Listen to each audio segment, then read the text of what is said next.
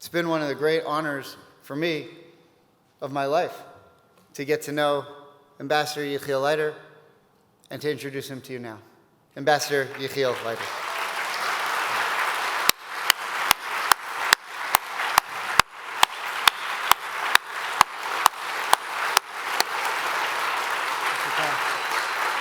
Thank you so much. Thanks for coming. Thank you so much.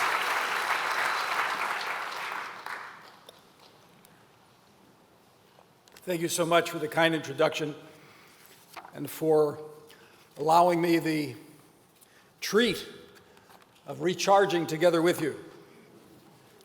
Believe me, I need it, spending so much time in Washington. My profound thanks to Rabbi Barris for the kind introduction, to Rabbi Ami Hirsch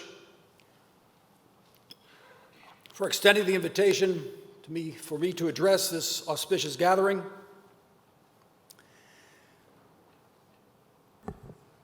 Thank you. Rabbis, presidents, trustees, leaders of Jewry. Because of time constraints, I cannot address all the issues that I would like to share with you this morning.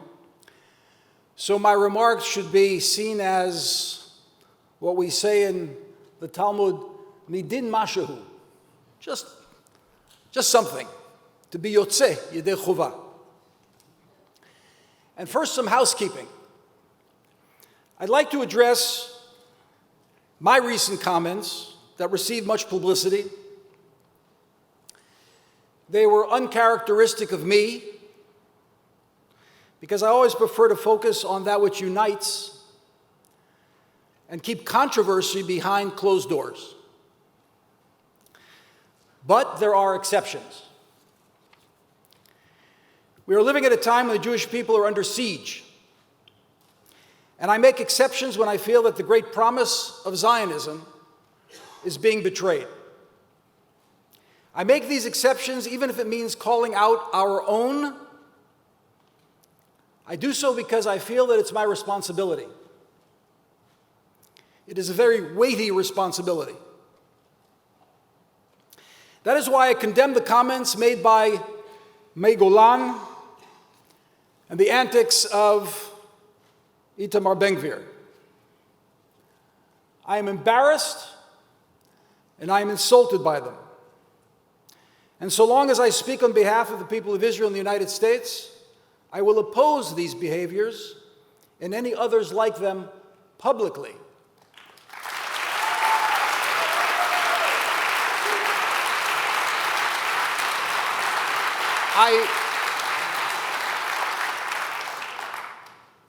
I'm not sure I'm going to draw your applause throughout my remarks, but I certainly appreciate them at this juncture. Friends, I have no political pretensions. I left the political arena years ago, and I have no intentions of going back into the world of diplomacy. So I am free of political calculations. Populism is haunting democracies. Israel is unfortunately not exempt from that scourge, particularly during a primary season and election year. While I'm on the subject, let me add that I've lobbied quietly but consistently against unnecessary and hurtful proposed legislation.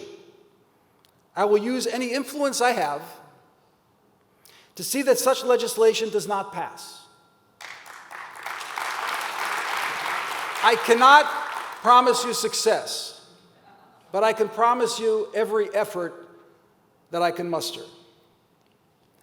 I am here to serve, and I aspire to do the right thing, lishma, for its own sake. I am here in the spirit of my son, Moshe, zichrono levracha. He was a medical doctor who had served in the IDF Special Forces for 15 years. He left me 6 grandchildren.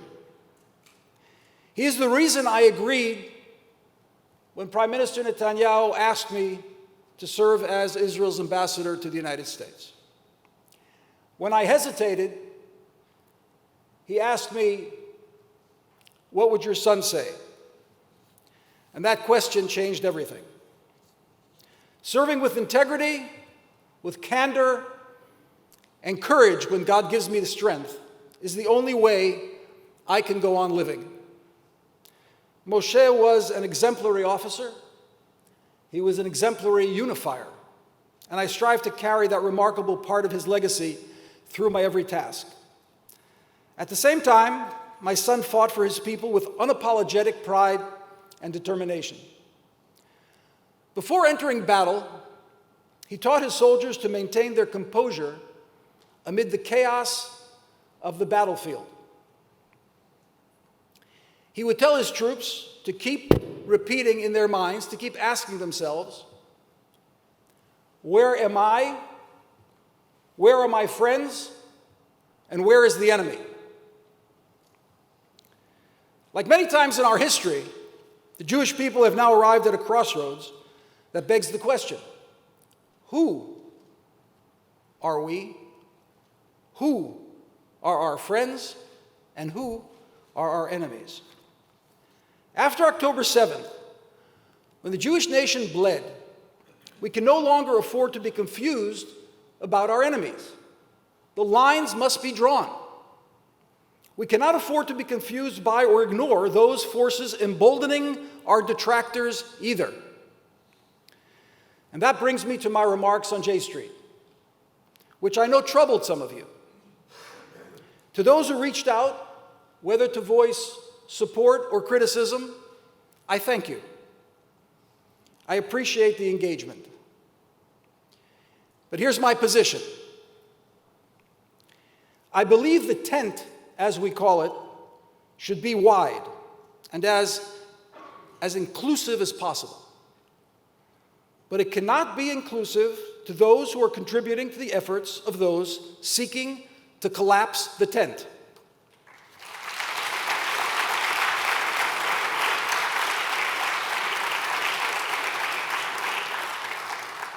J Street does incalculable amount of damage to the interests of Israel. My position has been the position of all my predecessors. They ignored the organization, and so did I, until now. I can no longer keep quiet. It would be easier for me to keep quiet. It would be convenient for me to keep quiet, but it would not be responsible of me. Because arms embargoes on Israel endanger Israel. Supporting such embargoes is not pro-Israel. And to claim that it is, I'm afraid, is duplicitous. Ask anyone in the know in Washington. Who is lobbying alongside Bernie Sanders? Who is responsible for 40 of 47 Democratic senators voting in favor of an arms embargo on Israel? And they will tell you, J Street. I head to Congress every week for meetings on both sides of the aisle. I've made it a hallmark of my time in Washington. I hear it directly. I sit with senators telling me that I represent a country that commits genocide and starvation. I ask where they got the information from. They tell me J Street. Israel did nothing of the kind. My son and so many of his colleagues would be alive today if we did exactly what they're accusing us of doing. He would be alive to tell you that we don't starve populations, nor do we strafe bomb population centers, as every single other army in the West has done in wars in the 20th century. Those false claims are part of a well-funded campaign to demonize and delegitimize the nation-state of the Jewish people. They aim to deter our people from defending themselves. These fabrications are a modern blood libel that has cost us in blood. Blood spilled in Washington a little over a year ago when someone who believed in those libels got on a plane in Chicago with a gun and flew to Washington to murder our dear embassy staffers, Sarah Milgram and Yaron Lashinsky.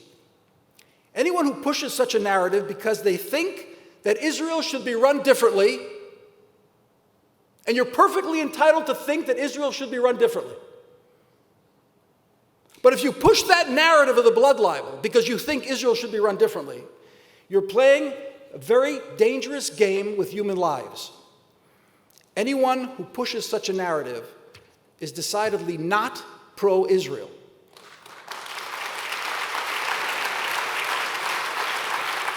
And it is certainly not pro-Israel. Excuse me. It is certainly not pro-Israel to push the crass canards peddled by Nick Kristof in the New York Times. Jewish dogs don't commit rape. And that was the last straw for me. Let me be clear. It's perfectly fine to criticize the government of Israel. I've done it myself. It's perfectly fine to want peace between Israel and her neighbors. I desire that no less than anyone else. It's perfectly fine to have a different vision than the majority of Israelis as to what that peace should look like. Israel is a robust democracy, and we fight over everything. We can take it. But it's unethical to undermine Israel's democratically elected government. Friends, please understand. I did not call out J Street because I disagree with their vision of Israel. I called them out because their actions are endangering Israel. Let's discuss the meaning of liberalism. Let's debate what Middle East peace looks like. Let's wrangle over theology, democracy, and the balance of powers between the legislature and the judiciary. But let's come together on Israel. We're living in a Herzilian moment. Herzl peered over his balcony in disbelief at the throngs of Frenchmen streaming through the streets of Paris, screaming death to the Jews on the very streets they had just before screamed liberty, equality, and fraternity. Right now, we are on our balcony. On October 8th, we peered at the streets filled with celebrations of Hamas. We've watched societal media feeds teem with Jew hatred and calls for Israel's destruction like contagion. And we've been watching this hate take hold with candidates running for public office. Herzl understood that the Jews of his time were at a critical turning point. Jew hatred was a virus that had mutated into annihilationist anti-Semitism. Now we find ourselves at another turning point in history. Anti-Zionism is the new mutation of anti-Semitism. It's insidious, too. The haters apparently love Jews. They only hate Israel. We must act with Herzilian understanding and confidence. Rekindling Zionism will refortify, recharge our Jewish spirit, and recharge our strength. I'm afraid that reducing our conversation to the lowest common denominator, Holocaust education, Holocaust litigation, Holocaust legislation, Holocaust museums, Holocaust,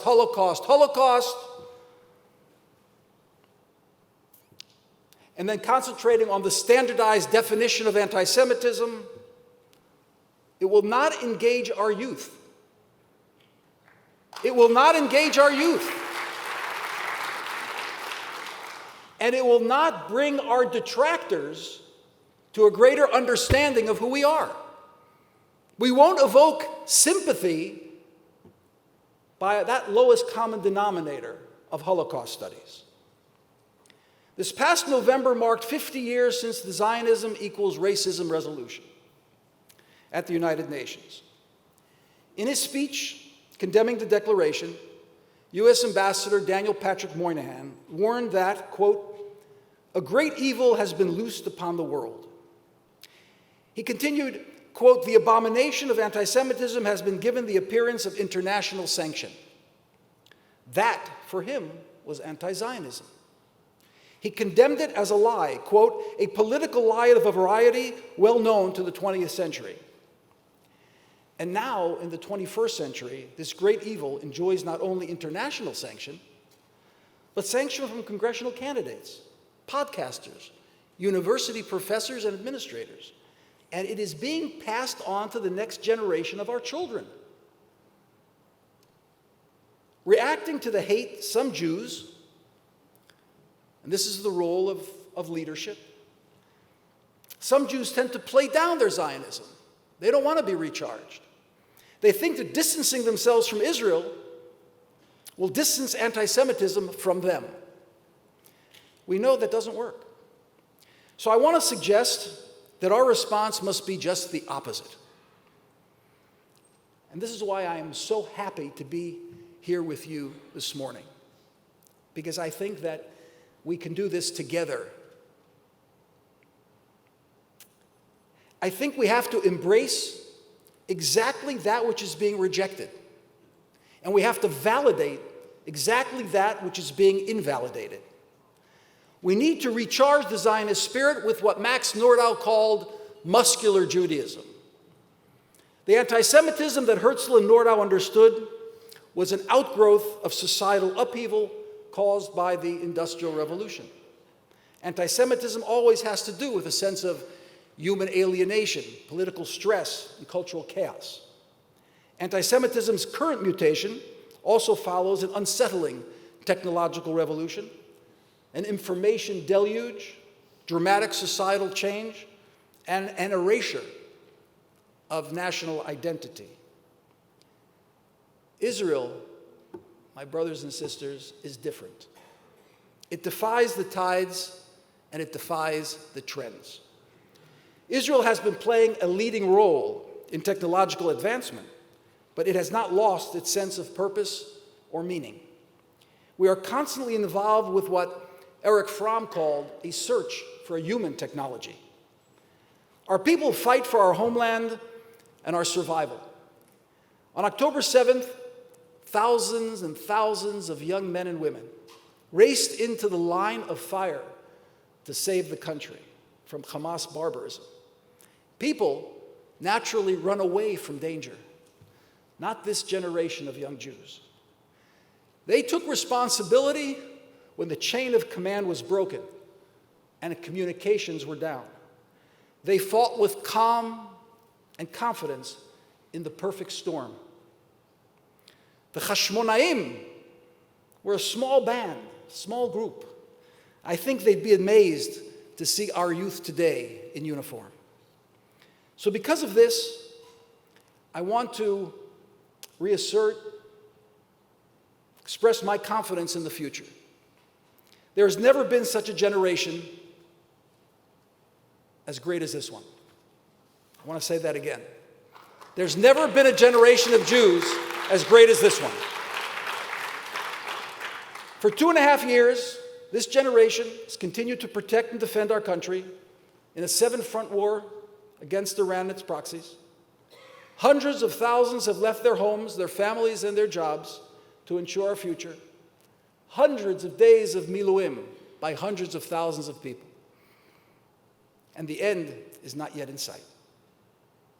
And still, we retain our creativity, our growing economy, and we grow our population. While nations are literally committing suicide in the absence of children, Israel is the only country in the developed world with replacement fertility. And we retain our high ranking on the International Happiness Index. There is happiness despite the rancor of political differences and debate. Because there is meaning, because we have a strong national identity, despite our differences, or perhaps because of our differences. We just have to learn to mediate them and discuss them and dialogue with them in dignity. My son will be able to tell you about how his unit and the IDF as a whole brings everyone, well, almost everyone, together. There are no denominational divisions in our tanks, in our warplanes. I'll close with a personal anecdote. I had the privilege of sitting in my father's presence during the last 2 months of his life. He was a clinical psychologist and a Talmid Chacham. He would sit for hours in front of the Masechet, and from time to time, he would lift his head to look at a photograph on the wall of my son Moshe rappelling out of a helicopter. And it was a gift that Moshe had brought to my parents. Sitting next to my dad, I asked him at some point what was going on, why he was looking up at the picture and going back to the daf with a smile. And he said, "You really don't understand?" He said, "My father knew this daf by heart. And his father knew this daf by heart. And his father's father's father's father knew this daf by heart. But none of them had a grandson." But he said none of them had a grandson who was a commando in the Jewish army. When I look at him jumping out of the helicopter and then return to the daf, I am a different person, and the daf is a different daf. We are all on a different daf. We must turn the page. We must demand of ourselves a shared resolve to construct where our haters intend to destruct. Zionism's agenda is not for us to survive, but to thrive against all odds. It is the revival of that confident spirit that we need to do now more than ever. And that is a dialogue I hope, I pray, that we can continue to do together. Thank you very much.